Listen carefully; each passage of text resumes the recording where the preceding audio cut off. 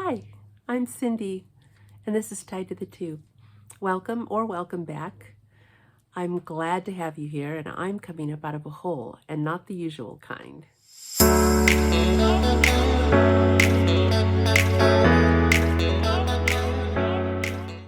So ever since I undertook gardening, digging holes is a pastime of mine. But this hole that I'm coming back from is not one of my own making. I am coming up out of a hole of illness. I got sick this past week.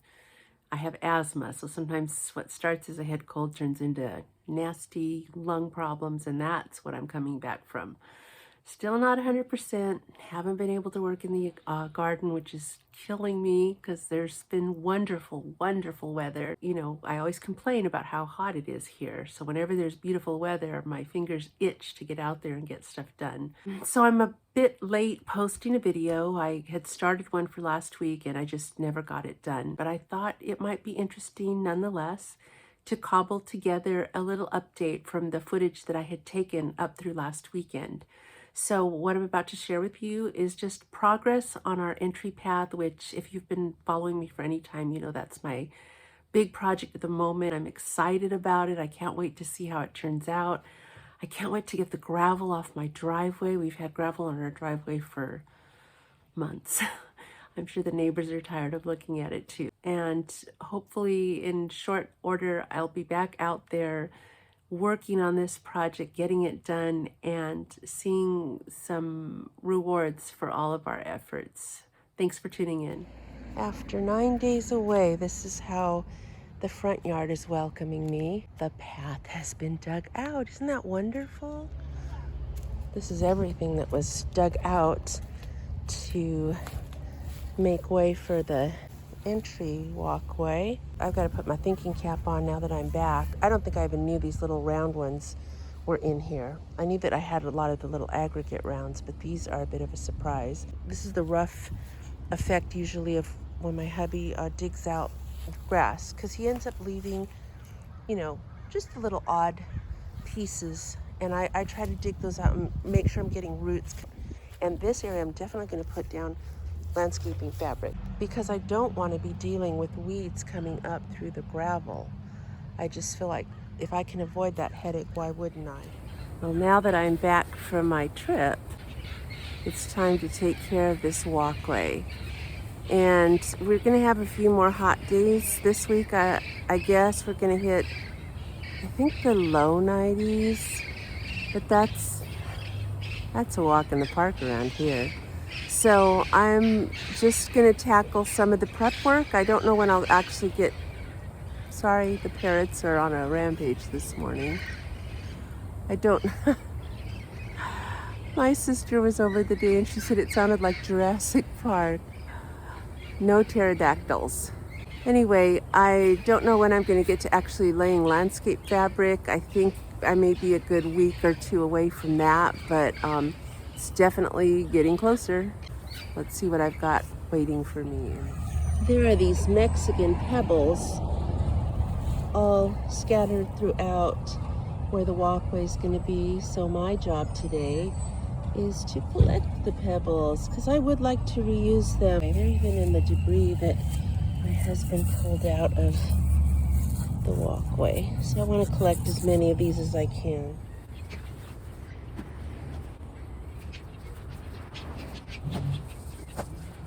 Among the other things that I'm finding in the walkway bed are bulbs. We've had paper whites all over both of our yards, and they've naturalized over the years. So I've been finding a variety of sizes. I'm not sure that they're all paper whites, but I'm certainly going to save them all and see if I can't reuse them and replant them. We had freesias too. We had a lot of freesias throughout the yard, so we'll find out later. The jury is out on what these, if they'll live, and if they do live, what they'll end up to be. Well, we haven't made as much progress as I would have liked on the walkway. The temperatures have been exceedingly hot. We've had some fires in the area as well, so the air quality is not too good. It's why everything looks so orange right now. don't know why I'm forcing you to look at these stones for so long. A few of them did break as they were being removed. I thought I was going to be able to use most of them, but now that I see how many there are, I'm only going to use a few out here. I think this really large one, which looks to be about 3 feet diameter, I might take that to the back. I think possibly only use the smallest of these and maybe try to unload the others on OfferUp. I am hoping that the weatherman is correct. He says that the temperatures are going to drop pretty significantly by next week, and we'll be in the mid to low 80s and then even possibly in the high 70s. And that's very good working weather. Well, I've had my husband widening this path. We're going to, of course, have the stepping stones with the gravel down the center, but we want to put a few larger river rock accents, I guess you'd say. We're not going to border it all the way, but we want to have room for those as well as the plantings. And then we're going to edge it with some metal edging. It seems that we would need a little wider path here. So he's taken a couple of inches off each side, and he's also slightly changed the curve because he had done a backward C, which was one of the ideas that I floated earlier. Did I want a C or an S? I did a video earlier where I talked about that, and I asked for input, as well as asking for input from friends and on Instagram. And by and large, the feedback I was getting from everyone was that it would be nicer to see a little bit of an S curve. And so what we want it to do is kind of S here before it curves back that way. So here, and then a little bit of a hook here. So he's actually got that edged out, but he hasn't started pulling all of that. What I need to do is come back behind his work and remove the roots of this grass, because it's a very tenacious grass, or at least the roots are very tenacious, and they don't give it up very easily. Even though I'm planning to put landscape fabric here, but with this St. Augustine, I don't want it to try to be pushing its way up through the fabric barrier. So I am very motivated to get out here and remove every bit of root that's within my power to remove. I guess in the process of widening this path, he's also unearthed a lot more of the Mexican pebbles. So I'm going to come out and remove those.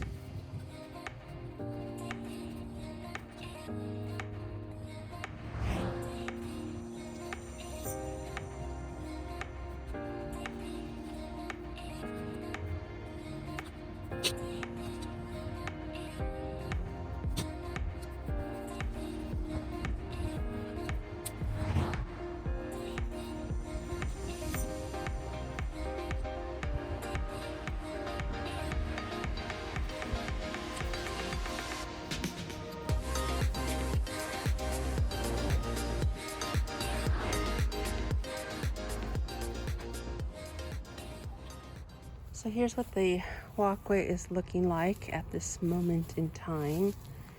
And it's actually looking pretty good. I ran water on it yesterday just to see how the water is, how it's draining, I guess is the word I want, because I want it to go to the sides.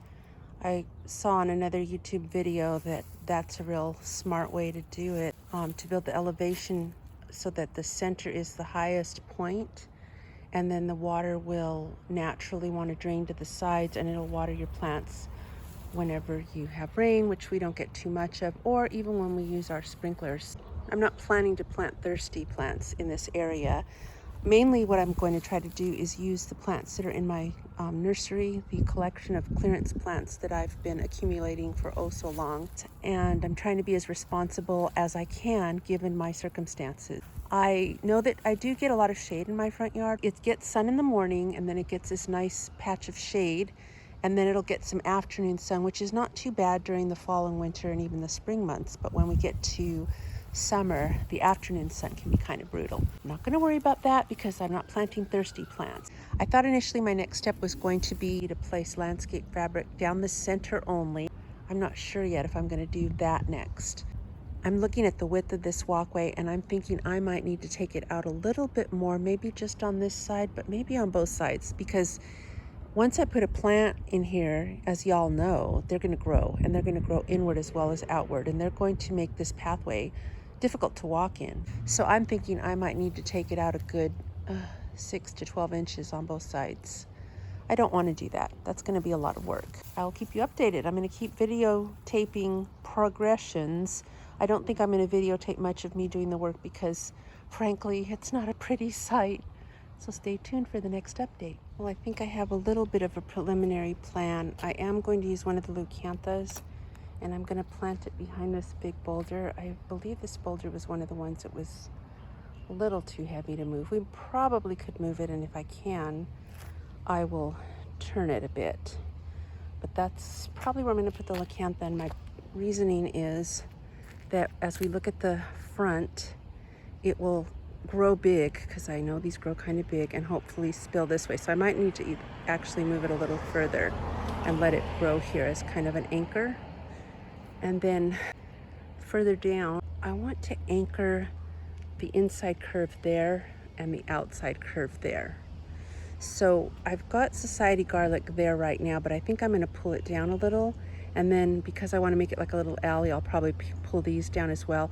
And these can all be divided, so I can probably go from where this boulder is to where those pots are at the moment. And then on this side, just kind of mirror it. And that leaves room here to do something. And also in front of the leucantha, I'm thinking maybe some bulbs. And then I'm going to go ahead and put the last of the purple fountain grass because I have some back there.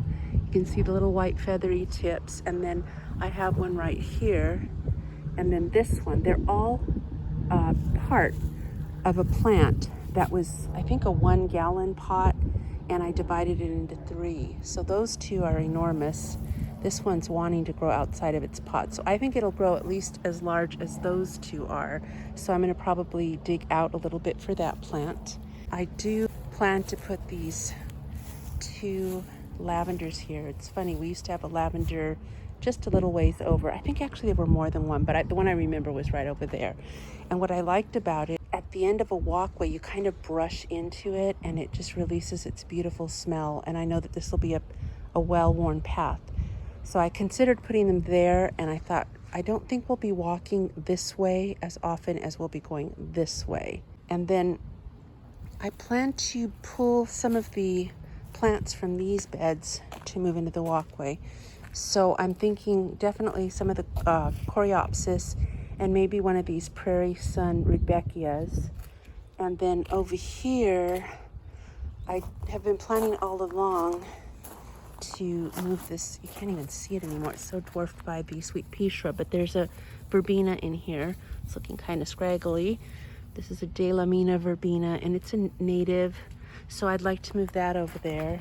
I have 2 Live Forever sedums, and so I'm thinking I'll move one of them over there. These are some irises that were shared with me with a student from my gardening class, and I want to say she said that they bloom white. I don't think I would have taken them if they were a color that I wasn't looking for, so they're possibly not white, but if they're not, they're probably a pink or a purple lavender. The other thing I have that I'm going to place over there is all this perennial flax, and I'm not sure where it's going to go yet. I have to refresh my memory as to what the needs are of some of these plants, and I've got to get a good balance of textures and bloom times. I would like to have color in there all through the seasons if possible. I don't know if that's possible, but I would like to have color on an ongoing basis, and I would like to make sure that it's not all at one end of the walkway or in one section. So I want to space plants accordingly, and then I need to also consider, as I mentioned, their sun needs, their water needs, and also height.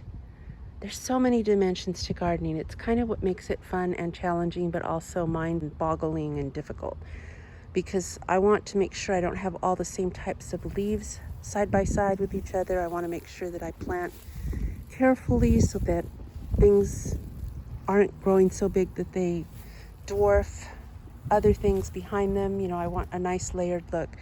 I'm going to be honest here. This is not a how-to video because for one thing, I'm learning as I go. But for another thing, I don't have the luxury of doing this at the pace I would probably normally do it. Because of the pressing time frames I'm facing, I just need to get this planted out and move on. So come along for the experiment that we're calling our entry pathway. Well, I've done a little more work out here. You can see that I've painted a wider area than's been dug out to help my husband know where I want to widen it. This is the path we want for the gravel and the stepping stones, but the plants need some area because they will of course grow. Probably are underestimating. Anyway, as I was visualizing it, I should say, it occurred to me that I didn't want to lose track of the path that we'd actually cut out because I really like that. So what I went ahead and did was used my little funky ghetto stakes that I've used for a couple of other projects just to mark the center of what will be the walkway. And as long as I know I want that walkway to be about 5 to 6 feet wide, then I should have a good reference point as we go along. But I need him to widen it over here because I want to add this Mexican sage. And then over here, same thing with the purple fountain grass. Those are the only notches I'm really planning on this side, except that I do want it to flare out at the end because I want to be able to plant annuals and maybe bulbs. And I want this to be kind of, you know, the accent, the focal point as you enter. So on this side, same thing, widened it. And then, but right here, you can kind of see there's a couple of big boulders underneath the dirt. There's actually 3 of them, 1, 2, 3. And what I'd like to do is flare it from about where the paint ends here and flare it so that it kind of curves around to where the boulders are. I don't know, I'm kind of losing perspective because the sun is glaring, but the point being that I want to put some other kind of accent or statement plant right there. And I also need to figure out if alternating these daylilies with the perennial flax is really the look I want. I'm still so new to gardening, and I know that in the past when I alternated things, I thought in my head it seemed like that would be a pleasing aesthetic. But since I've actually started planting things out, I've noticed it actually looks better if you do groupings. And maybe what I need to do is figure out which one's going to be taller and perhaps widen the path a little bit back here so that I can layer this. That remains to be seen. This is where I'm at, so stay tuned for the next update. Well, I thank you for checking out my video, and I hope you enjoyed it. And if you did, I hope that you'll give it a thumbs up. And if you'd like to see more video from me, then I hope you'll consider subscribing and click the little bell icon, and that'll let you know whenever I've got new videos up to be viewed. See you next time.